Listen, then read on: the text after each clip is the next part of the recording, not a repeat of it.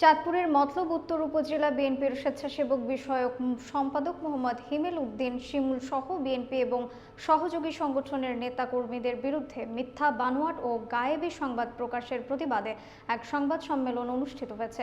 বিস্তারিত থাকছে মনিরুল ইসলাম মনিরের প্রতিবেদনে। মঙ্গলবার 22 এপ্রিল বিকেলে চাঁদপুরের মতলব উত্তর উপজেলার দক্ষিণ গাজীপুর সরকারি প্রাথমিক বিদ্যালয় প্রাঙ্গণে এই সংবাদ সম্মেলন অনুষ্ঠিত হয়। এতে লিখিত বক্তব্য পাঠ করেন মোহাম্মদ হিমেল উদ্দিন শিমুল। লিখিত বক্তব্যে তিনি বলেন, মতলব উত্তরের ঠিকাদারি কাজের বালু জোরপূর্বক নেওয়ার যে অভিযোগ আনা হয়েছে তা সম্পূর্ণ মিথ্যা বানোয়াট, কল্পনাতীত, গায়েবী ও উদ্দেশ্য প্রণোদিত।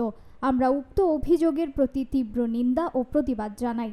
সংবাদ সম্মেলনে বিএনপি অঙ্গ সংগঠনের নেতাকর্মী ও স্থানীয় এলাকাবাসী উপস্থিত ছিলেন।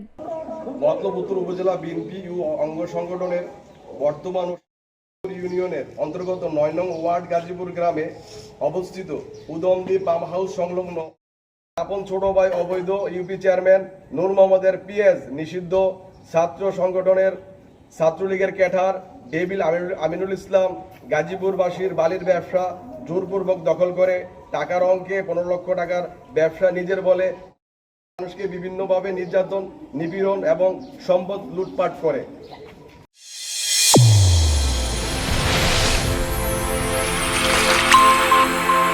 চ্যানেল A1 হৃদয়ের স্পন্দন।